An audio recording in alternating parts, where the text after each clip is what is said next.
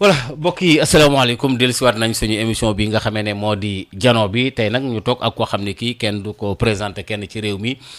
mu di Boubacar Seye ñu yàgg ko dégg ci ay mbir yu bëree bëri yoo xam ne yi ci wàllu diaspora bi ci wàllu Sénégal yi nga xam ne dañoo nekk ci wàllu bitim réew waaye également sax ci luy dox ci réew mi itam ci am xalaat Boubacar ñu ngi lay nuyu. Maodo maa ngi lay fay. maa ngi nuyu waa Sud FM yëpp. di leen remercier encore une fois. ci soutien bi nga xam ni moom ngeen ñu indil yàgg indil depuis bi ñu ñëwee fii ci biir Sénégal. di dox ci wàllu immigration. voilà di nuyu waa Sénégal yëpp di nuyu aussi suñu mbokk yi nekk ci diaspora bi. waaw alors li tax ñu dalal la ci émission bi tomb yu bare bare la mais li ñu dëgmal muy législatif yi risque boobu ak tamit fi nga taxaw pour war a wax tabaxaat bi baatu tabaxaat bi ak itam volonté bi lan moo la ñurug comme on dit en wolof lan moo la pousse ba nga def loolu. waaw xam nga boo xoolee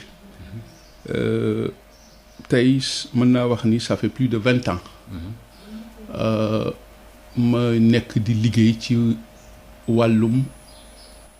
sensibilisation suñu mbokk yi nekk bitim réew seen wareef ak seen tooguwaay ci dëkk yi voilà ça fait plus de 20 ans ñuy liggéey ci loolu boo xoolee aussi nguur yi fi jàll yëpp am na des insuffisances te ñi ñu traité ce dossier migratoire parce que problématique yi bëri na loolu moo tax man ma jàpp ni tey il est temps ma entamer beneen phase sama combat bi nga xam ni dama ko consacrer pour la dignité humaine pour la meilleure prise en charge tey des flux migratoires ak nan la ñu mën a taxawoo doomu sénégalais yi bitim réew ci loolu laa dafay il y a un mois ma déclaré ni sama yéene pour bokk ci élection législative 2021 Sénégal dëgmal au mois de juillet alors bi ma ko waxee tamit effectivement am ay ñuy ñëw ci man pour leur candidat de la diaspora bon ma ni leen dama ko bañoon en 2015 bi nit ñi ñëwee ci man parce que soo xoolee député de la diaspora piège la bu ñu tànnat diaspora bi. ah bon waaw parce que boo xoolee scénario la bu ñu tegoon pour mettre la diaspora comme grenier politique c'est-à-dire que tey diaspora dafay liggéey les partis politiques classiques donc su élection amee nit ñi xam nañu le poids de la diaspora ñëpp dañuy daw ci diaspora bi. oui, bien sûr. pour wuti ay voix. Oui. waaye soo xoolee problème bi. su problème amee dañ ciy wéet daf nañ fi ay manifestations ay assassinats doo gis kenn boo xoolee aussi am nañu 15 députés diaspora waaye amul groupe parlementaire diaspora parce que ñooñu yooyu député si diaspora bi la ñu dëkk mais ils sont affiliés aux partis politiques classiques am na différence parti ñoo leen samp. mais diaspora bi samp leen. ci diaspora bi ñoom sous étiquette parti lañ nekk. kon mënoon nañu wax pour être plus clair code bi mënoon na wax ni fexe leen ba seeni liste mu am ñu dëkk ci diaspora bi loolu moo gënoon député de la diaspora parce que confusion la jëlee ça crée des implosions ak ay werante coow lu bëri boo xoolee à l'époque sur la ci biir diaspora bi ay division la doon indi pour mieux régner man du ma d'accord loolu yeete naa ci wax naa ci léegi bi loolu amee ma ni lii gën a yomb pour man ma dugg ci benn parti parce que parti yu ci bëri dañ may woo pour ma nekk seen candidat de la diaspora mais ma ni leen du scénario boobu man laay demee parce que dama ko yàgg xeex donc ci loolu moo indi tey ñuy toog di waxtaan ba teg tey ak fi dëkk bi toll le contexte géopolitique ci àddina bi ñu ne tey nañu teg suñu yëfu bopp un mouvement social citoyen tuddee ko tabaxaat Sénégal ak waa diaspora bi muy ànd tabaxaat Sénégal ak waa diaspora boo nee tabaxaat nag mooy soit am na lu yàqu ngay defaraat wala da ngay continuer donc li ci mënti am rek ci cislaay yi damay wax ni sax les fondamentaux tey ci dëkk bi les fondamentaux dañoo daanu donc fondement yi doon daanu moo tax tey tabaxaat c'est tout simplement D'accord. L'objectif stratégique pour un renouveau démocratique dans ce pays-là. D'accord alors ci loolu parce que bi ngay tàmbali da nga wax ne léegi ci politique migratoire bi dafa am ay défaillances yu bëree bëri ci régime yi fi jaar yu bëree bëri est-ce que xeex bi nga koy xeex moo la andi loon yóbbu la prison parce que y a un moment où da nga dénoncé woon que ni problème mu xaalis la woon entre état wala boog li ay xaalis bi ñu def ci politique migratoire bi est-ce que état bi lépp dugg na wala duggul bon est-ce que yow loolu moo la yóbboon ci kaso bi wala li nga doon wax da nga ci amoon ay preuves yu leer wala dañ la ëpp doole. wala. ay preuves yu leer xam nga du ñu waxantu du ñu contre pouvoir ñun bi ñuy ñëw Sénégal dañoo foogoon ni sax dañ ñuy jàppale musuma xalaat sama àddina dinañ ma tëj dugal ma prison ba ba jëlee ci ay feebar. alors que ay wax rek nga ko ci li nga doon wax. non ay preuve yu leer du ma waxantu ndem si yàlla Alioune Badara Cissé dafa organiser un séminaire boo xam ne man maa nekkoon l'expert associé man maa ko Maître Alioune Badara Cissé yàlla na ko yàlla yërëm amiin mu teg ko sama loxo maa ko animé bi coow li bëree sur l'immigration clandestine ci li ma ki fa représenté woon Union européenne madame Patrice Debon ni ma monsieur Seye ñun de jaaxle nañu parce que dugal nañu tamit lu ne mais soo ma joxee sa email dinaa la yónnee liñ fi dugal ci xaalis dans le cadre de la lutte contre l'immigration clandestine parce que ñun dañu critiquer ni Union européenne Europe di doxalee la migration parce que damay rappeler Horizon sans frontières organisation européenne la li ñu fi indi mooy la sensibilisation sur les drames de l'immigration clandestine bi ma yónnee document bi wone tur yi gisoo boo xoolee tudduma sax tur ñun ko jox ak montant yeeg li tax ñu joxe ko projet yi ñu ci war a dawal. yooyu lépp mu yónnee la ko. lépp ci biir. amoon nga source quoi. non jox leen ko ba pare. ba pare ñoom enquêteurs yi man dama leen koo jox. ba pare recevoir ñu ak une délégation bu Horizon sans frontières en l'Union européenne. gisoo ñoom du ñu wax ci loolu mënuñu parce que mënuñu inventer di wax yooyu. te man sax la ma wax ñoom am na ñu génnaat wax lu ko ëpp man lañ ma wax rek laa wax ñoom li ñu joxe au cours de ces dernières années mu tege ci lu mat 180 millions d'euros donc plus de environ 118 milliards de francs CFA bi ma ko jotee soo xoolee sax yàgg naa ko daa nga ko indirectement quoi. yoon am na benn émission boo xam ni sax RFM matin bu il y a plus deux ans bin ma ko joxee bañ ma invité dama ko leeral ni xaalis boobu laa bëgg ñu leeralal ñu ko dama musa wax xaalis boobu ñuy dugg te tey réew mi ñoom ñoo woote xawma lan vertueuse. voilà gestion vertueuse sobre ak vertueuse. kon tey dans les perspectives de solution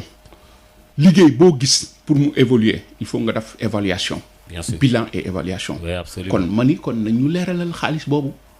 loolu laa posé comme question ma posé ko en tant que organisation. me poser ko en tant que citoyen me poser ko aussi en tant que chercheur dans ma mission académique ma wàcc aéroport ñu jël ma dañ may toroxal wala dañ may. oui mënatee. voilà nii rek la demee amul leneen ba léegi nag maa ngi continuer di ko laaj waaye ñoom ba léegi indiwuñ ci. mais amoo ci tontu amoo ci réponse. ba léegi ñoom ñoo wax xale yaa ngi gën a dee li fi dugg ci alal et même je l'ai posé au niveau africain. tey am na ay chercheurs yoo xam ni ba léegi mënuma la wax bañ ma téye ba léegi ñaata chercheurs européens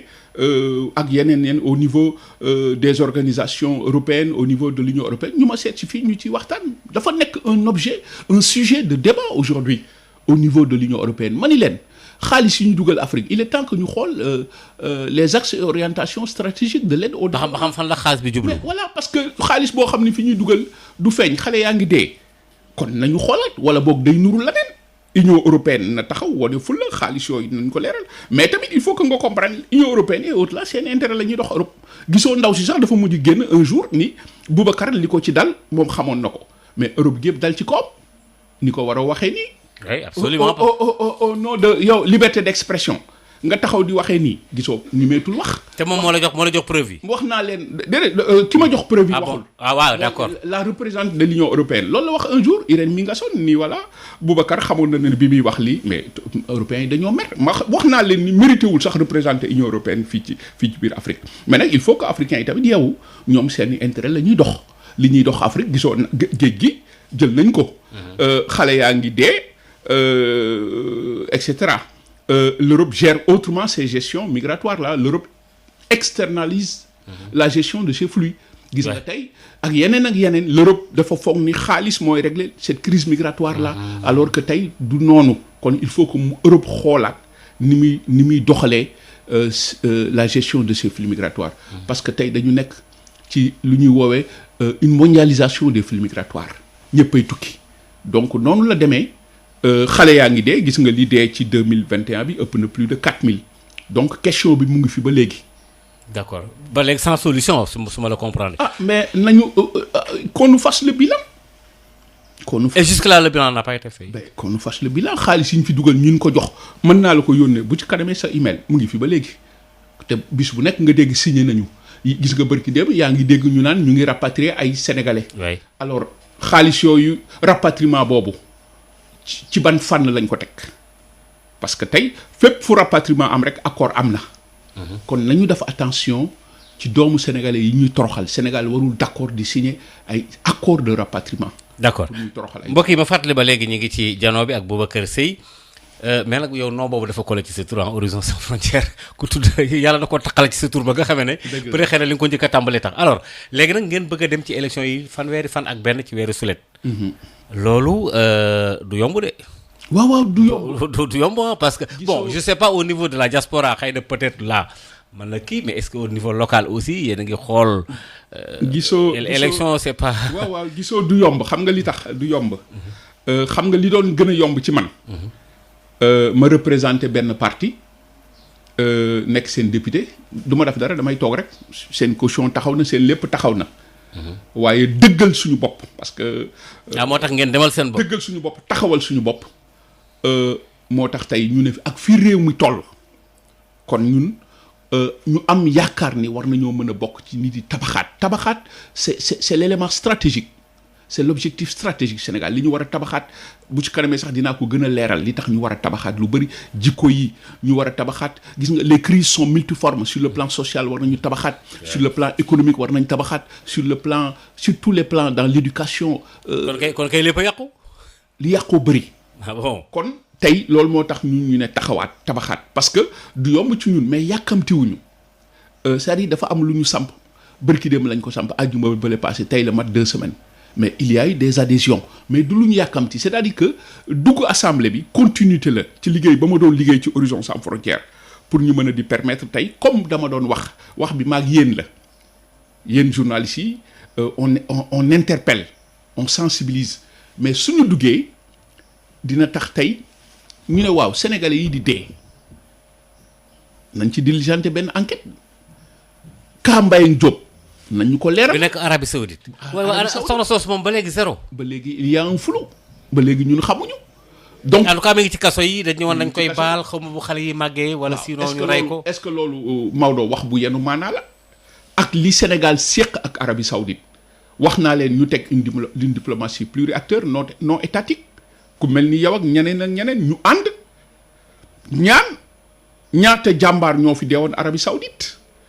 tey li ñu seq ak Arabie Saoudite c'est des relations séculaires multidimensionnelles. kon war nañoo mën a ñaan ñoom suñ ko mënul mettez une diplomatie pluriacteur non étatique ñu mel ni yow ak yow ngeen di dem laaj nañ leen aussi preuve de vie ndax Mbayang mu ngi dund ak yeneen Mbayang yu nekk ci àddina bi Cheikh Diaw 30 ans de réclusion criminelle en Italie ak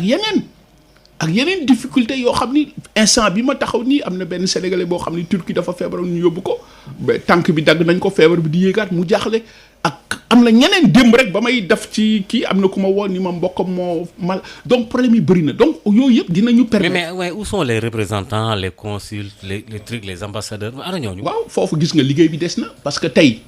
est-ce que activement dañuy dem bu ngeen leen gisee yéen ñi nekk ci diaspora bi dem ci ambassade bi wala représentant ña fa toogal réewum Sénégal. waaw est-ce que ñi ngi def ay jéego surtout que man Ka Mbayang bi nag surtout. xëy na am na ñuy liggéey parce que mënuñoo wax ni kenn du liggéey am na ñoo xam ni man xam naa ci des diplomates vraiment. yu farlu yoo xam ni yu farlu mais gis nga sur le choix des représentants y a un mauvais casting parce que généralement dañuy jël un homme politique par exemple ku doon politiqual un régime ci benn réew. kooku falu jël nommé ko consul ou vice-consul teg ko ci kaw diplomate de carrière donc y a un problème de casting donc loolu dafay indi des dysfonctionnements ci liggéey bi loolu moom moo am lu ci bëri wax naa leen ni nañu xoolaat la cartographie de la diplomatie. mais parfois aussi ñu nekk ci diaspora bi Modou yi mu ne mën naa ko wax noonu parfois duñ faral di juboo ak ña fay représenté Modou yi xaw ma Italie la xaw ma France amoon na ci mais dëkk yëpp ay xëccoo. mais na fi kii jógee benn soxna bu ne woon xaw ma Italie xaw ma France. waaw Italie coow li na kur parce que ña fa nekkoon la ñu doon political régime bi léegi kooku ñëw fal leen donc ça crée des problèmes donc boo xoolee dëkk yooyu yëpp la ñu wax ni il faut que ñu xoolaat ko loolu moo tax ñu ne dans la gestion de ces flux migratoires là ni ñuy taxawoo doomu Sénégal bi il faut ñu tabaxaat le mot tabaxaat dafay ñëwaat wax naa leen une bonne politique migratoire avec comme soubassement la protection wax naa leen une nouvelle cartographie de la diplomatie tey soo demee ñu nekk Japon barki dem lañ ma woo ni ma monsieur Seye li nga wax mooy dëgg ñun boole woon ni sax ci vote bi parce que foofu amul nit arrangé wu leen donc fi am nit ñu jël leen dugal leen. fi Sénégalais yi gën a bari quoi ñooñu liggéeyloo leen. ñooñu voté leen. loolu la tabaxaat di bañ moo tax ma ni il faut ñu yeewu xam ni ñun kat. yow kon yow candidat diaspora bi nga yow. non man du ma candidat tabaxaat. man tabaxaat quoi tabaxaat Sénégal. ah bon d'accord dañuy teg suñu liste ñun. oui ñu wut suñuy candidat par exemple au niveau de l'Espagne am nañu de l'Italie yooyu yëpp la France yooyu yëpp ñuy wut de bons profils ay nit ñoo xam ni c'est des gens consensuels. mais soubassement bi c'est la diaspora la base. waaw bien sûr léegi ñun loolu suñ ko amee. dañuy am léegi groupe parlementaire moo tax ñu ci woowaa diaspora bi ñu xam ni lii seen yëfu bopp la dañuy wax ànd tabaxaat comme ni ma ko le doyen Alioune Tine waxee rek nee na ma lii c'est une innovation guléet mouvement wala parti ñëw dugal ci diaspora bi ba pare tabaxaat le mot est stratégique tey ñëpp dañoo war a gis. mais ci yan manière ngay demee indépendamment avec benn liste avec. récépissé pardon ak geneen ak loolu nar a demee. dañuy tabax suñu liste ñun. d'accord mais duñu tëju c'est-à-dire que tey bu ñu gisee ku ñu àndal ci kaw mu nekk àndu nawle parce que tabaxaat dafa am lu ñu tax a jóg dëkk bi dafa bëri yu yàqu gis nga sur le plan social jikko yeeg yooyu yëpp tey lu ñu war a xoolaat la ba nga xam ne ñun bañ ñu ànd waaye dañuy ànd ci àndu nawle àndu nangulante ànd boo xam ne du am naxaate sinon yàkkamtiwuñu dugg assemblée ñàkk dugg bi benn la parce que xam nga li tax su ma duggee day gën a dëgëral bu ñeneen duggee ci diaspora bi dañuy gën a dëgëral waaye 15 ans ngi fii dugguma assemblée waaye saa bu problème amee man ngeen di woo kon xam nga loolu yàqul dara sama liggéey taxul ma continuer ko mais nag ñu ngi ñaan yàlla dugg pour problématique yi ma la wax ni yëpp ñu mën ko def proposition d'accord projet de loi. je comprends léegi maintenant les 15 députés de la diaspora bon ñu bëree bëri man wax dëgg yàlla seen mais ñoom diaspora bi la ñuy liggéeyal wala Sénégalais yi la ñuy liggéeyal fii à Dakar parce que doo comprendre à la limite kan moo ci am impact bi est-ce que impact na ci diaspora bi. waaw mais gis nga faay bi mu indi bi mu commencé sax am na ñu waxoon jaru ko tey am na ñuy wax ni il faut faire le bilan mais man duma leen ŋàññ parce que même su doon benn bis sax dama wax ni yendul nañ fa diaspora bi ci biir assemblée bi mais mën nañ ko tabaxaat defaraatee ko naneen ba nga xam ni y aura plus de rendement y aura plus d'efficacité pour mën a déglu lan la diaspora bi dund pour mën a ñëw dugal ko ci biir hémicycle bi pour ay saafara. yow da ngeen jàpp ne ñooñu dañ leen a fal politiquement. mais c'est parce que ci bañoor parti politique lañ demee la neex parti boobu rek la ñuy wax mais problème yëpp kon duñ ko mën a duñ am courage yu mën ko mais non duñu am sax indépendance bi nee naa la am na mais élire kay élire kay groupe parlementaire c'est-à-dire que ils peuvent poser le problème mais ñoom dañu nekk sur une bannière politique ils ont été élus politiquement dans les partis classiques il y a une différence ils sont issus de la diaspora ci diaspora bi lañ dëkk mais ay partis ñoo leen investir. Cela veut dire que ci lu neex parti bi la ñuy demee en d'autres termes. ñoom daal ñoo leen fa teg parti ñoo leen fa teg mais pour ma firndaale ko tey amul groupe parlementaire diaspora parce que ay parti yu bokkul. mais groupe parlementaire c'est pas facile hein. waaw mais suñu amoon suñ ko dafee woon comme ni ñu ko waxee pour la cause de la diaspora xam nga mbir soo koy def da nga ciy méngoo ak ñi ngi koy defal ñoom bi ñuy def loolu ils n'ont pas consulté la diaspora dañoo xëy rek. teg seen plan bopp pour diviser diaspora bi et la diaspora est tombée dans le piège coow li bi mu bëree am na ñoo xam ni d'accord wuñ ci man ni leen déedéet mais man li ma dul d'accord mooy ñu jël ay nit ci diaspora bi di leen liggéeyloo ci parti bi parce que mooy diaspora grenier politique la loolu laa man schéma boobu laa d'accordul maintenant tey suñu yàlla dimbalee ba député yooyu mu nekk des gens de la diaspora pour la cause de la diaspora comme ni ko tabaxaat bëggee bu boobaa dinañ am un groupe parlementaire buy permettre de poser le véritable débat au sein de l'Assemblée ñun nii lañ ko gisee sinon laneen li piège la et ñu bëri d'accord nañ ci avec man que piège la boo xam ni dañ ci deful attention ba dugg ci te bugguma ñu duggaat ci loolu moo tax ñun ñu samp suñu yëfu bopp parce que man duggoon assemblée daana gën a yomb ci man su ma duggoon ci affilié wu un parti parce que ñu ci bëri dañ ñëw ci man boobaa damay toog mais j'ai choisi le chemin le plus difficile parce que am na lu may bañ. D'accord. Mais attention, il ne reste que 4 mois. Hein. Vous n'avez pas beaucoup de temps pour se regrouper, dajaloo bi, voyage bi, dajale nit ñi. Mais il reste beaucoup de temps. Non, il reste moins de temps que pas beaucoup. Il reste peu de temps. Peu de temps, voilà le mot. Peu de temps même. Mais xam nga li ci amoon solo Maodo. Oui. Yéene bi, cette volonté de changer les choses. Cette prise de conscience que mbir mi war na mën a changer. Li ci des suñu borom mooy mottali. Man xawma li xew ëllëg. D'accord. Serigne Babacar Sy dafa wax ni yàlla dafa bëri fay ba boo tàmbaliwul du la jàppale. C'est clair loolu kay wax. donc nii la demee yàkkamtiwuñu c'est-à-dire que li ëpp solo moom ci man tey y a un mouvement qui s'appelle Tabaxaat Sénégal avec la diaspora.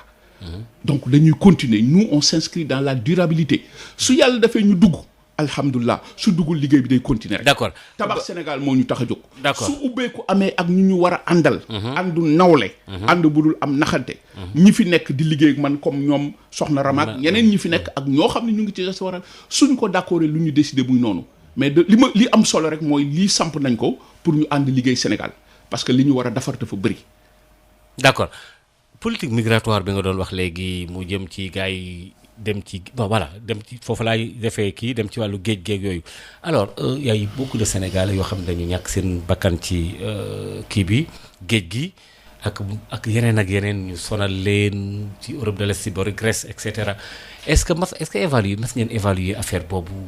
dangereuse di ci maanaam musiba yi ci am est-ce que état bi def na ci benn calcul wax ne lii lañ ci perte nangam est-ce que jusque là mën ngeen joxe un bilan. mais duñ ci sax wax. bon boo xoolee xam nga. kenn xamul dañuy dem rek dee ñaar dee nañ Italie ñee France ñee Grèce ñii jàpp nañ leen ñii Espagne mais amul. c'est un amul évaluation amul. soo xoolee Horizon Sans Frontières mooy def chaque année au mois de décembre mu def le bilan des Sénégalais tués. waaye itam dégg enquête. Horizon Sans Frontières mooy évaluer gisoo tey Afrique su gaal këppoo sax amul benn état bu taxaw naan ñii samay doom lañ ñoom ñëpp dañuy daw. mais pourquoi. waaw parce que échec seen échec la parce que tey. wala dañ naan ñiy tukki ne bu yëguñu ko ñoo xam ñoo demal. waaw mais nañu fexe ba tukki bii ci anam bii mu dakk lan moo indi lii c'est l'extrême pauvreté. mais pourtant le Sénégal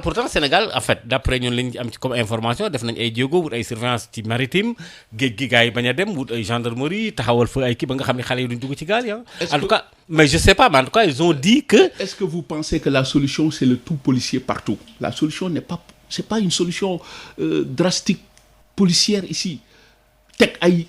géej donc ñu ngi xam nga lan moo bon. voilà la solution c'est l'emploi mais lan moo bon nga def ni Europe di def Europe par le Frontex une surveillance policière mais taxul nit ñaa ngi dee ba léegi les frontières européennes tey dañu nekk des lieux de torture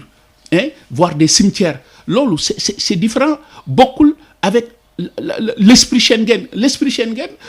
les frontières européennes dafa war a nekk des lieux de partage et de communication tey c'est des cimetières. ay nit ñoo fay dee ñu leen di toroxal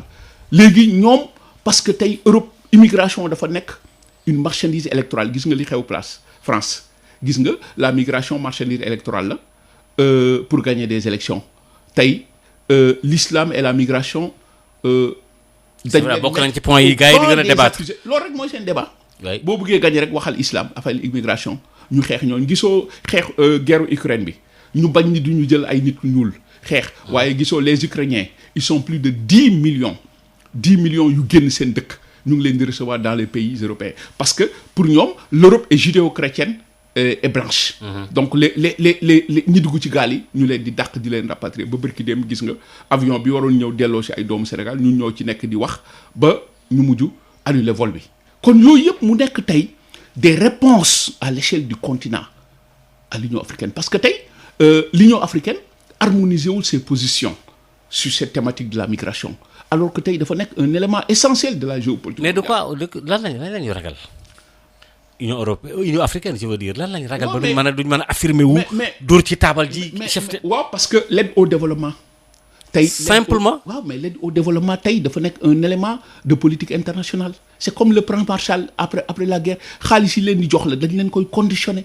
moo tax dama wax ni Afrique soxlaatul moo tax tey li tax tabaxaat il faut cette révolution socio-culturelle épistémologique ñu xam suñu bopp gëm suñu bopp ay doomu réew ñooy tabax réew mi mais pas ay aide sur le plan international yoo leen di fay par des ajustements structurels soo xoolee dëkk bi les crises sont multiformes nit ñi lekkatuñu lépp yokk na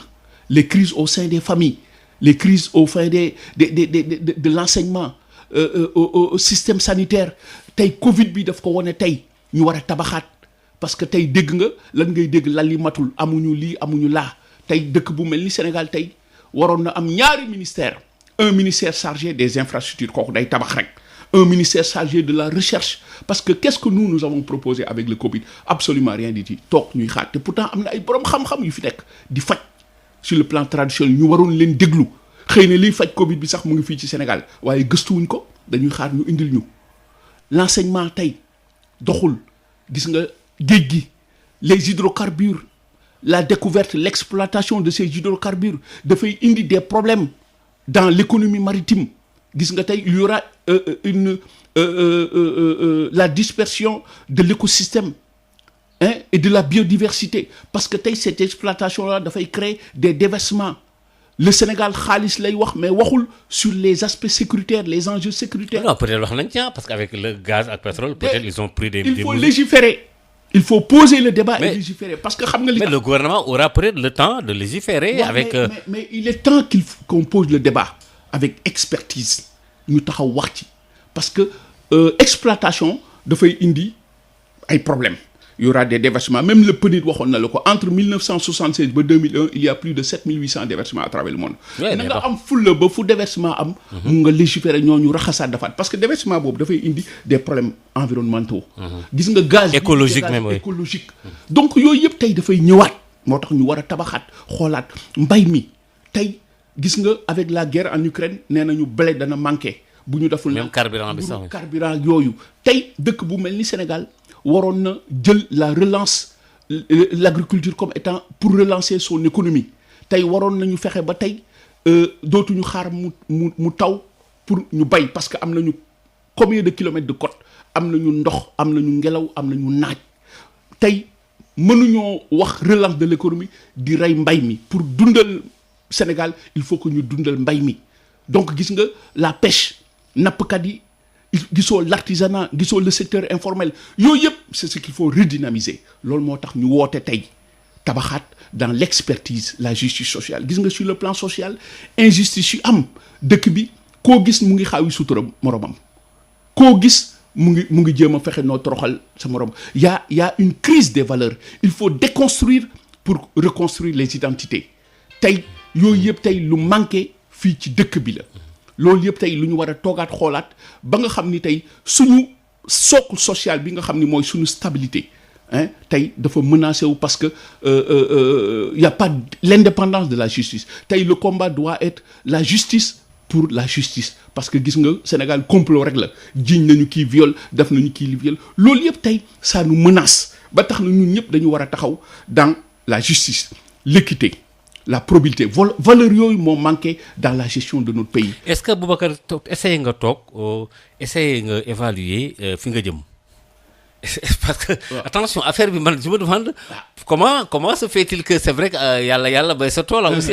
parce que il y a des perspectives naturellement parce que ci nga jëm moo seen yéene et tout mais est-ce que gis nga ne affaire bi def woyoful mais bien sûr est-ce que imaginer nga élection législative avec les moyens le transport ou tout mais gis nga moyen yàlla xaalis oui mais ça c'est des centaines de millions mais déggal ma ci li gën a tuuti ci li yàlla may ci la xaalis bokk mooy li gën a tuuti li yàlla di may gis nga ñun suñu yéene la ñu am gisoo ñu ngi defar suñu carte di commencer jaay ñu ngi ñaan képp koo xam ne muy ci diaspora bi la parce que aussi un parti politique un mouvement ay nit a leen di jàppale ñun suñu yéene la ñu am suñu vision stratégique la ñu am pour un Sénégal meilleur ñu gëm ni dëkk bi mën nañ ko mën a tabaxee na leen ñu ngi yore suñu carte di jaay ñu ngi wut ay moyens ñu ngi wut doole mais nag ci lu set. xanaa ma tooñ madame Dia xanaa moo lay demal Mantes la Jolie comme sama jaam yëpp ñu ngi foofu. waaw gis nga. en France nga xam ne foofu moom Haalpulaar yëpp defe naa ne moom foofu mooy seen base. mu ngi yëngatu fu nekk madame Dia biñ ko tegee ba léegi nelawtul. ak Mantes la Jolie. voilà am na un groupe de 70 personnes ici yoo xam ni ñu ngi liggéey pour gën a taxawal lii ñu ngi jaay ay cartes ñu ngi seeti ay nit ñu ngi woo àddina bi yëpp pour ñu jàppale ñu pour li taxaw parce que tabaxaat la ñu wax. yàqu-yàqu yi dafa bëri les fondamentaux se sont écroulés dëkk bi su daanoo su yàqu. mais man ngeen ànd ak ñëpp sauf mouvance présidentielle bi. non ñooñu ñoom dafay leer. dès le départ mu leer gars yi xam fu ngeen jëm. non vous avez bien fait di ma ko poser parce que. ok waaw parce que mu leer. parce que gars yi itam ñu yaakaar ni da ngeen am ñu ngeen boot ci gannaaw et implicitement indirectement. mënuma ànd avec le régime de Macky Sall. ah bon man Boubacar quel que soit Alpha. mënuma ànd ak Macky Sall parce que Macky Sall ba ma yàggee ñëw Sénégal di wax luy jëmee Sénégal kanam surtout sur cette thématique là. vu tey le poids de la diaspora vu li ñu fiy dugal na ma mujjee ak moom mu tëj ma prison. bëgguma toroxal yow ku la wax ne Macky Sall la tëj. non xanaa déggoo li mu bi mu génnee li mu wax. li mu wax dafa leer parce que au début les gens me disaient Macky Sall mënul cautionner li yëgu ko waaye bu génnee taxaw nii wax bi mu wax keroog ba nit ñi di ma woo man leen xanaa beneen Boubacar Seye ko bind lettre de waaye man bindu ma ko lettre waxuma ak moom. qu'est-ce qu'il a dit loolu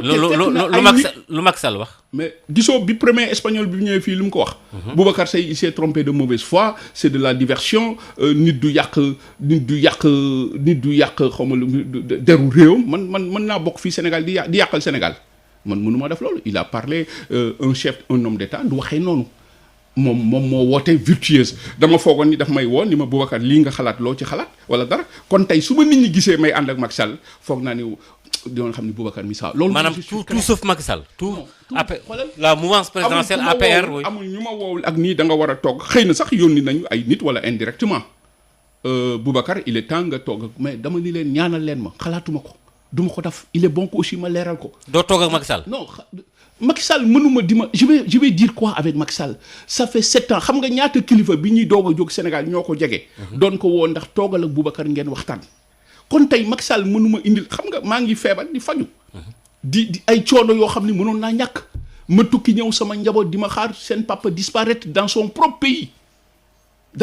pays dañuy dem ba xam ñun suñu doom yi sax dañuy ragal Afrique. ndax gis nga pour ñoom Afrique. parce que da nga wàcc aéroport bi rek ñun la tiit. wàcc aéroport te joo xam ni maa ngi ñëw indi leen preuve yi changer sama billet ñëw daw si ñëw pour leeral leen mais au moins ñu bàyyi ma egg sama kër nga di Boubacar li nga wax lii wala lale. wala foo ko teg. wala fan nga ko teg ma jox leen. mais n'est-ce pas bi nga demee non n'est-ce pas entendre nañ la nga wax. non ma jox leen preuve yi en plus. ñu continuer waaye waa ji le commandant lu ma wax man kat gisuma lu ma lay téye gisuma fi pénal mais dañ ma ni rek ma téye la vous vous rendez compte ce pays fonctionne comme ça. ah bon il n'a fait que recevoir des ordres. non parce que dañ ko téye ko mu téye ko wàccee dama foog ni dinaa ñibbi samay kër. ñu téye ma 3 jours garde à vue yóbbu ma prison di ma toroxal doo lekk ba ma jëlee fa diabète toog na keroog bi ñu may évacuer j'ai développé une crise cardiaque mais lan laa def Sénégal. je ne mérite pas ce traitement. C'est terrible li ngay wax ni. non du ñu bàyyi le Parlement européen est sur ce dossier-là des députés européens m'ont interrogé ma laaj leen mais dootuñu d'accord que Macky Sall di xëy rek parce que diw neexu ko mu ne dama koy toroxal alors dem tëdd këram di jàpp nit ñi di tëj donc cette injustice-là moo fi war a sénégalais sax ñoo waratul d'accord loolu. mais Boubacar Seye est-ce que yaakaar nga ne li nga wax ni dafa yomb trop am sa ay preuves. ñëw yoo xam ne lu leer la yoo xam ne gestion vertueuse la waroon nekk ak sobriété comme ni ngeen koy waxee nga ñëw ne leen lii mu am ci wàllu politique migratoire bi laajte et cetera ñu ne la ci kaso bi tiip est-ce que nii la demee mais te union taf ñu dugal la ci kaso bi Maodo du ma waxantu ba xanaa yow dañ la koy yéene woon du ma waxantu waaw parce que li may wax nii neexu leen xam nga démb ñu ngi toog ñu war a rapatrier ay sénégalais ma nekk fa di wax ba vol bi ñu arrêté ko loolu du leen neex parce que rapatriement fu mu am accord am na man maa def communiqué bi presse bi jàppale ma ci guddi gi ñooñu sauvé nañ pourquoi ñuy toroxal. rapatrier des Sénégalais expulsé waaw barki démb ci suba ci alxames 6 heures du matin la vol bi waroon ñëw ma xëy suba teel ñu ciy nekk di wax presse bi jàppale ñu ci ñu mujj fam ñu ngi toog xaaraat beneen occasion xam nga kon kooku li may wax du leen neex ñu rey ay sénégalais ma ni leen daf leen enquête moo gën a rafet parce que sénégalais yi ñu ngi leen di toroxal du yoon un pays doit protester kon Boubacar dérange. mais man lan laa wax xale yaa ngi dee ci géej gi ndaw mooy yaakaarum réew suñu demee ba nga xam ni cette richesse là est devenue un fardeau il y a un problème nañu taxaw ndaw yi xoolal keroog Maodo billions yi gagné les 70% c'est des jeunes mën nga les wax 80 les 90% dafuñu dara. absolument. jaaxle nañu mais c'est extrêmement grave xam nga nit ñaa ngi doon fecc di kontaan mais man j'étais inquiet pour cette jeunesse là ñooñu quel est leur devenir loolu la ñu bëgg a régler dans tabaxaat mag ñi xoolal les familles là se sont disloquées ku màgget toroxal nañ la famille disloqué wu la prise en charge des personnes âgées la prise en charge des personnes handicapées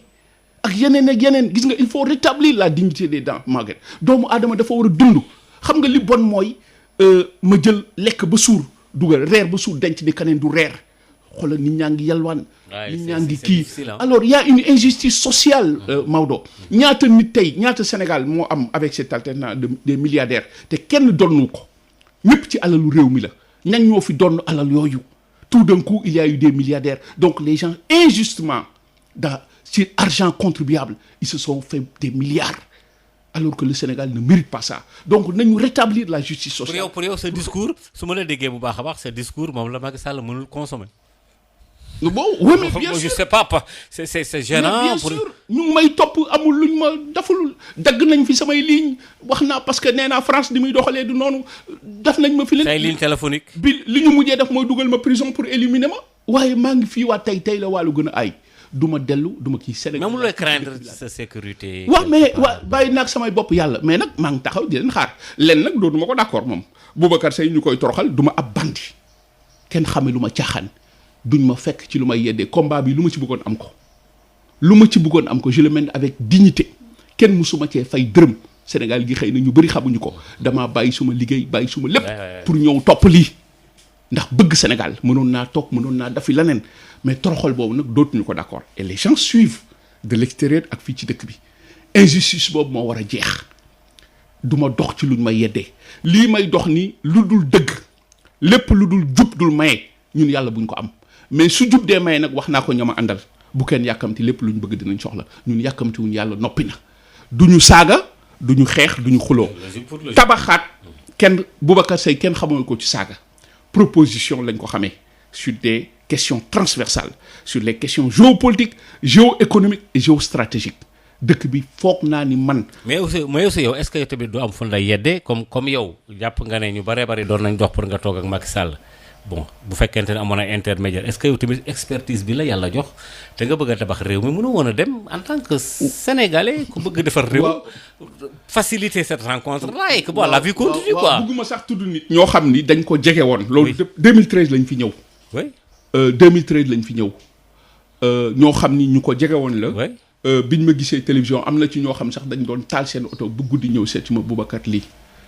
nañu bëggoon lii. oui on aurait pu faciliter les choses sax dañoo mujj découragé. ah bon dañ mujj parce que xam nga dafa am ñeneen ñu yàq xëy na am na ñoo xam ni bëgg nañ ko waaye am na ñeneen ñoo xam ni yàq moo leen tax a jóg parce que foog nañ ni Boubacar day wut poste man am naa poste mooy Horizon Sans Frontières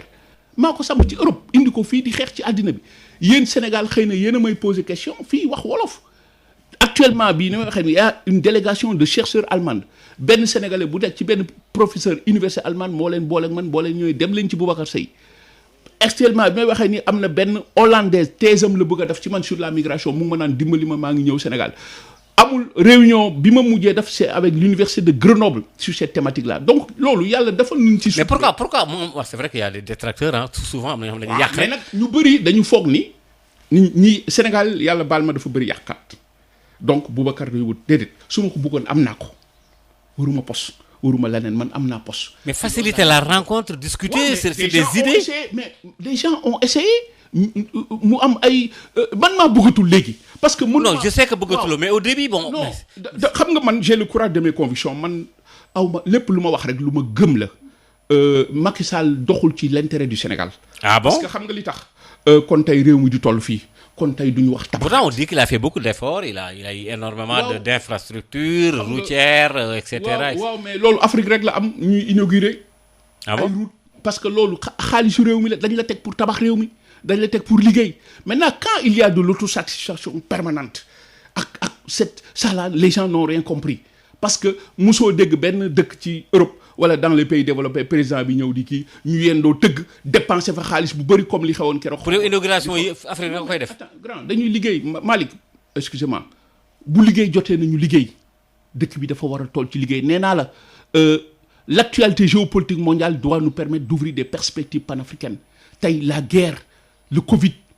guerre au Mali guerre Ukraine war nañu permettre ñu xool leneen il faut mettre les gens dans une perspective nu ñuy taxawee. mais voilà ñu bàyyi caaxaan bi parce que dëkk bi foobee ko ëpp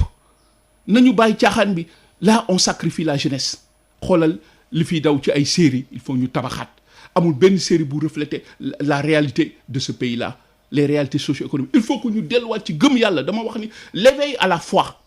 gëm yàlla parce que ki gëm yàlla mënul li ñëpp bokk mu jël ko parce que yaa ngi am. xalaatu ko sax. waaw ki gëm yàlla mënul yéene nit mu échoué parce que échec kenn bëggu ko man du ma yéene kenn échoué du ma saaga kenn du ma xas kenn ñama àndal sax wax naa leen boo leen déggee ñu saaga ma bu fi kenn tontu damaa bëgg nit ñi nawloo ñu lenn une force de proposition sur les questions transversales diggéen ma déggal lu nekk nag lu nekk di ngeen fa waaye xaste wu ma saaga. mais Macky Sall mi fi nekk. oui du ma ko yéene lu dul jàmm. mu terminer son mandat dem nit ñi continuer les perspectives d'un troisième mandat mënul am Sénégal parce que tey feeñ na ci élection locale yi la violence était multiforme nit ñi dem nañ ba nga xam ne sax gisatuñu woon un candidat à la mairie c'est Macky Sall qu'on voyait partout et il faut le sanctionner loolu la ñuy bañaat tey avec les législatives avec ce système de filtrage parrainage pour dàq nit ñi alors que l'Assemblée nationale a besoin de légitimité populaire. L'Assemblée nationale a besoin de légitimité citoyenne. L'Assemblée nationale a besoin d'expertise. Mais buñ ko pertee dañuy perte. Est-ce qu'on peut dire que désormais maintenant Boubacar Seye est dans le champ politique? waaw mais. non qu'il soit clair quoi nga xam ne tu es devenu pas politicien mais bon. non je fais une politique citoyenne une politique de développement une politique de proposition d'idées nekkuma dans la politique politicienne di saaga ak xas Macky Sall du ma saaga Macky Sall du ma xas Macky Sall c'est le président de la République du Sénégal à qui je lui dois un respect respecter ko mooy. mais sur le plan principe. non sur le plan principe mënuma ànd ak Macky Sall parce que bokkuñu li ñuy dox parce que mu ngi jiñ nit ñi di leen tëj prison mu ngi toroxal nit ñi du lii la Sénégal yaakaaroon ci moom Macky Sall avait tout pour bien démarrer Macky Sall waroon na def loo xam sax bu doylee nit ñi ñoo koy woosi ni ko bul dem. est-ce que yaakaar c'est vrai mais est-ce que yaakaaroo ne Macky Sall discours boobu moo defoon maa ngi koy fàttaliku bu baax a baax est-ce que jàppaloo ne yow li nga def ñoom dañoo jàpp ne da ngaa jàpp ne Sénégal ay sàcc lañ. non mais dama wax leeral. non je veux dire comme ni ma la ko waxee xam nga man maa ngi tur yi. waaw xaalis baa ngi fi j'ai les documents. oui moom moo woote man dama foogoon ni li ma benn chefu police wax bi ñu ma téye mu ne ma ñun de yow ku ñu waroon protéger nga waaye doo ku ñuy toroxal parce que li ñuy wax ni yow tu nous rends service. donc l'État man dama foogoon daf may woon ni ma yow Boubacar loo xalaat ak lii mais pas tëj leen ko prison bu mu lekk bu mu naan ñu ne nañ ma indi lekk ñu ne lekk du dugg ba ma jëlee fa ay feebar loolu. mais vous n'avez pas de preuve que c'est Macky Sall qui est derrière tout ça. Ouais, ça peut être son ministère c'est par ramification. liñ ma tëj nii yëpp. kon Macky Sall mën na ko bañ a yëg coow li. non yëg na ko mais je veux dire non yëg na ko mais est-ce que qu'est-ce qu'il a fait pour dire que Boubacar daful dara. wala Boubacar da yow lii nga wax nii wala lan donc qu'est-ce qu'il a fait qui ne dit rien conscient man gëmoon naa ni Macky Sall am na ñu ma doon wax loolu mais bi Macky Sall dafee sa déclaration mais ba ma génnee prison dafa am ku ma dëkkal bi ma ko nee non damay ragal ni Macky Sall yëgul mais daf ma ni yëg na lépp mais bi mu génnee wax keroog nag la dëggal li nit ñi doon wax mën nañu ma tëj prison àddina bi yëpp di ci wax Macky Sall yëgu ko. non mën na ko yëg mais je veux dire est-ce que derrière cette mais il y a eu beaucoup de contradictions am na conseil des ministres boo tax Alioune Tine wax na ko ci benn fii sax lañ ko invité woon Baye Omar mais si li président bi wax kay moom la Boubacar Seye wax keroog Alioune Tine dafa mer ba ni ko na génn warul fanaan tey ci prison bi mais lan laa def ba ñu may tëj prison sama waa kër jaaxle ana suñu papa disparaître na Sénégal ba léegi sama doom bu jigéen nanguwuñ ko wax ni sa papa parce que su ko yëgoon du d'accord sax ma ñëwaat fii sama papa de dafa dem seen dëkk ñu koy tëj prison di ko toroxal. mais est-ce que yow xamoon nga ne boo wàccee ñu jàpp la. est-ce que tu le savais. yaakaar ma xoon bi waa ji téye samay këyit sax man pour man ba yàlla moo ma dimbali rek ma toog ma ni waaw yàlla ni jàkk ci waa ji ma woowoon ma ne ko mais man yéen da ngeen ma téye dama ñëw téye ma mu ne ma looy wax ni mais dafa waat keroog mu ne ma barke Serigne Babacar Sy bi ñu séq yëguma lii mais ñoom bi ñu koy def moom du ko yëg ndaxte moom dafal nañ ma opposition. dina ma yëguma lii alors qu'il n'était même pas au courant. waaw mais xëy na supérieur. ah oui ok moo tax ma ne la duñ ko yëgal. ok duñ ko yëgal waaw lañ laa def ba ñu may toroxalee nii ci dëkk bi léegi man nga bëgg man ma dellu si ak ña ma doon toroxal di leen dooleel ak fi dëkk bi toll ñu ne tabaxaat parce que yàqu-yàqu yu moo bëri li ñu war a defaraat dafa bëri mais loolu mënul nekk du bii Boubacar Seye c'est trop tard xam nga lu ma leen di ñaanal ñu yàlla daf jàmm ci dëkk bi. ñu pare ñu dem ñeneen jël dëkk bi ñu ànd liggéey ko dans l'expertise la justice sociale gëm yàlla ragal yàlla la probité morale et intellectuelle. est-ce que au niveau de la diaspora par exemple ak politique migratoire bi ngay wax nii est-ce que mas na la arrivé ci jamono nga toog sa biir nekk jël sa stylo bind le ministère wala les autorités concernées directement pour alerter leen sans sax ay Macky Sall. avant ñuy ñëw Sénégal amul lu ñu deful. mën naa laa woon ay lettres ak ñu ñëwee ak président bi yi ñu ko bind mais xam nga ici nit ñi intérêt réew mi taxu leen jóg ku nekk yaa ngi xëcc sa wet loo yóbbu amul temat nee naa la Maroc man xam nga du ma marocain. ñoom dañ ma jël benn année yóbbu ma dugal ma fii seen avion ambassadeur bi Tarek Berada. bi ma egsee keroog aéroport Casablanca benn gendarme moo wàcc jël samay bagages ñu tegal ma tapis rouge am ku may toojal ma ni leen juumu leen ñu ne ma déedéet yow la ñuy xaar Sénégal daf maa defal loolu bi ma demee ay ministres lañ may booleel ñuy waxtaan sur la prise en charge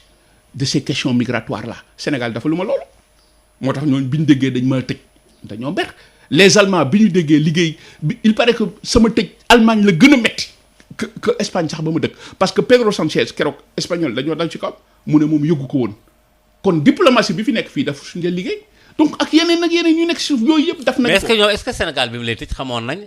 intérêt bi nga am au niveau des autres pays yi nga xam ak fi ñu la teg ba noppi nag ñu bëgg a ñëw. waaw descendre xëy na lu leen dal la après. xëy na après lañ see rendre compte que déet parce que bi Europe jógee Sénégal ay nit ñu jóg presse bi jóg ay nit ñu baax ñëpp jóg ni lii du yoon xëy na loolu moo leen reculer loo waaye boobu fekk na man teg nañ ma ay coono yoo xam ni mënoon naa ñàkk qu'est-ce que j'ai fait donc nii rek la demee yàgg nañoo bind yàgg nañoo alerter la preuve en est que presse bi yéen ñëpp samay xarit ngeen nañ ñoo jàpp sur ce combat là c'est la presse ñoom ñoo ci soutenir ni ngeen ci jàppee su ko état bi defoon kon say Sénégal dépassé na fii parce que tey soo organiser sa diaspora soxlaatoo lebi xaalis la diaspora regorge de potentialité ay borom xam-xam rek ñoo fa nekk man bokk naa ñi gëm ni diaspora bi moo mën a tabax Sénégal wala bokk seen loxo mënta génn ci ñi tabax Sénégal moo tax ñu woo leen ci ànd tabaxaat la ñu wax. ak mais naka ngeen gisee parce que léegi mën naa wax ne kon il y a 3 diaspora entre bon ma expliqué wu mooy diaspora boo xam ne bi au Sénégal fi mu toll ñu bare dañ defe ne ñu ngi ci derrière Ousmane Sonko bon la parce que majorité bi ci élection yi ñu génn dafa am lu résultat yi wane foofu en tout cas Pastef taxaw na ci pratiquement sax moo ko gagné lu ci bari am na diaspora boo xam ne bi ñu ngi ci mouvance présidentielle bi ay ñoom APR Benno Bokk Yaakaar ak beneen diaspora tabaxaat boo xam ne bi aujourd'hui on entend le nom de Boubacar Seye wala c'est la diaspora en général benn diaspora rek moo je veux dire c'est benn la mais il y a une diaspora avec des colorations politiques c'est vrai pourquoi Ousmane Sonko parce que Ousmane Sonko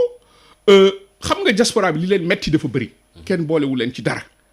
donc loolu boo xoolee il y a toute une évolution dans la diaspora Ousmane Sonko jëw dëggal boppam ni Sénégal kat mën nañ koo tëralee na leen nit ñi déglu ko discours boobu la ñu bëgg a déglu. ils ont épousé son discours. mais ils ont épousé son discours parce que rupture la wax du dëgg noonu la demee Boubacar Seye se lance dans cette même loolu laa mus a wax mais dugguma woon dans une mouvance politique man j'étais toujours dans la mais léegi nag damaa dem ma nga xam ni lii ma wax ni yëpp il faut une réponse politique moo tax ma ni la à partir de tey amul lu may nëbb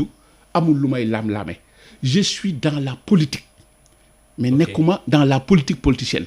je suis dans la politique citoyenne dans la politique de développement et tout sauf Macky Sall. je suis dans la prise en charge des meilleures gestions des flux migratoires à travers ci àddina bi mu nekk un élément essentiel de la géopolitique mën naa ci dugg mën naa ci def bind naa ci mën naa la ci wax loo xam ni du deñ tey Sénégal dafay dugg dans une nouvelle ère géopolitique il y aura un dumping migratoire il faut légiférer ak yeneen les tensions à travers le monde tey le facteur le plus chrysogène est le facteur religieux parce que identitaire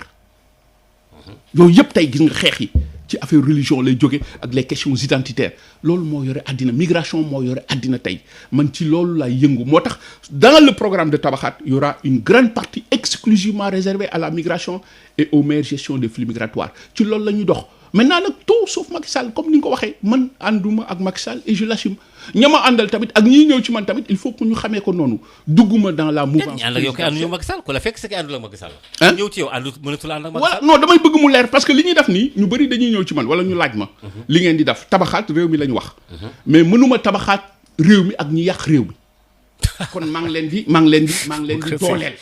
non mais c'est ça la vérité xam nga dëkk bi ñu ñëpp nee naa la du ma yéene Macky Sall mu échoué parce que échec ko Macky Sall c'est l'échec de tout le pays daf ñuy arrière loo kon Macky Sall waroon na am une prise de conscience du fait que nit ñi yaakaar la ñu amoon ci moom mu woo ñëpp man de maa leen yilif loolu nag yàlla moo ko def. nguur moom yàlla moo koy dindi jox ko nit loolu kenn mënu ko bajal mais ma ànd yilif leen ñu ànd liggéey Sénégal su ma paree dem jëlaat keneen mais doxalewul noonu dafa jaay doole tëjal Boubacar Seye jiiñal kii lii dafa lii dafa la mais moi je ne peux pas venir ñëw ni damay appuyer loolu kooku du Boubacar Seye nit ñi xamewul ma caaxaan yàkkamtiwu ma dugg assemblée ak ñàkk faa bañ a dugg laa yemale mais xam nga li ma gëm mooy tey dëkk bi toll na foo xam ni les fondamentaux se sont écroulés il faut une révolution épistémologique il faut une révolution socioculturelle pour que Sénégal ñu am prise de conscience que tey fii réew mi toll ay doomu réew mi rek ñoo ko war a mën a tabax et dans une démarche collective. Vous comptez battre campagne quand da ngay battre campagne bon bu gars yi ubbee rek nga départ. d'abord parrainage moom d'accord ma ci mais ñu ngi commencé di xam nga 2 semaines. Mais il faut parrainer il faut parrainer. waaw mais d'accord ma ci. mais parrainage mooy ñun ñëpp lay annuler suñu liste moom ça il faut aussi attendre nous allons vers un bras de fer et loolu c'est pas bon ñëpp jóg nañ wax nous allons interpeller les Nations Unies la Cour européenne. non mais même bu effacé seen liste seen mouvement dem ci beneen mbootaay mën ngeen ànd ak ñeneen. waaw mën na du yàqu ba tey. nee naa la tëjuñu loolu nee naa la mais ànd nawle c'est-à-dire que aussi ñun yàkkamtiwuñu boo xam ni nous avons cette obsession rek coûte que coûte à l'Assemblée parce que Maodo dugg assemblée ñàkk ba ñu dugg gis nga bu problème amee sur la migration yéen si defee yéen a mën di ko bokk absolument donc xam nga kon dugg fa daf may permettre rek ma fekkee ba nga naan naam ne fa mais du obsession loolu la ñuy ñaan yàlla suñu yéene la waaye yàlla noppi ne lii xew ëllëg. d'accord dinañu battre campagne. dinañu wut des moyens nee naa la ñu ngi commencé jaay carte képp koo xam ni daal bëgg ngaa soutenir le mouvement tabaxat carte yaa ngi jaay képp ku ñu bëgg a jàppale je lance l'appel fii ci Sénégal et ci diaspora bi tabax Sénégal la ñu bëgg ay loxoy set ànd dans l'expertise justice sociale li yàqu ñu jëm ko defaraat saagawuñu xuloowuñu xastewuñu xeexuñu te ku ñu saaga bal nañ la. d'accord lii mooy suñu mouvement. Boubacar Seye ñu ngi lay sant bu baax a baax di la gërëm. Maodo man mii maa kontaan di la sant. di la remercier. merci beaucoup di remercier tamit kër gi. waaw parce que fii ñëpp sumay xarit lañu. c'est clair di commencer ci directeur bi Baye Oumar. ba ñi ci suuf. fii su ma doon lim damay sax jub parce que pratiquement yéen ñëpp samay xarit la gis nga yow li ma bi xaw ma fàtte nga ko non fàttewu sekk nga ma njëkk a animel sur le dialogue interreligieux absolument waaw te sonnaloo ma ci dara laajoo ma ci dara c'est l'occasion aussi devant tout le Sénégal et sa diaspora ñu gërëm la kon maa ngi leen di ñaanal yàlla merci beaucoup la ngeen bëgg yéen a ko xam amiin Sud FM nag yàlla na bokk ci rajo yi gën a kawe ci àddina amiin ba yeneen ak yeneen fekk si leen pour le bien du Sénégal et de sa diaspora jërëjëf ñu ngi lay sant bu baax a baax di la gërëm di sant également madame Dia ci taxawaayam lakkal na ma lool ci téléphone yi nangam mais lépp dafa bëgg mu baax rek yàlla jàppale ñu ngi lay sant bu baax a baax di la gërëm xam nañ sa détermination également xam nañ sa taxawaay ak itam sa jom ci li nga xam ne moom nga gëm wax nga dëgg loo tàmbaliwul doo ko yeggale comme ni ko Cheikhul Khalifa Aboubacar Sy waxee yàlla am na fulla ba nga xam ne boo tàmbaliwul du la jàppale